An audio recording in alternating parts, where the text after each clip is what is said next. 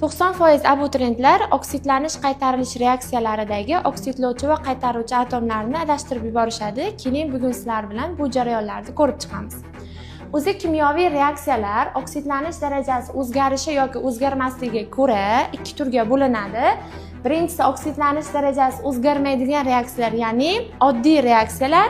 Ikkinchisi oksidlanish darajasi o'zgaradigan reaksiyalar, ya'ni oksidlanish qaytarilish reaksiyalari.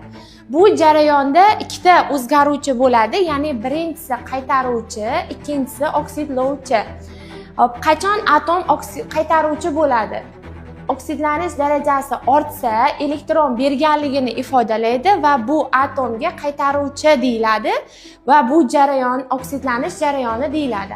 Oksidlanish darajasi kamaysa, agar atomni u elektron olganligini ifodalaydi va bu atom oksidlovchi deyiladi va bu jarayonga qaytarilish jarayoni deyiladi.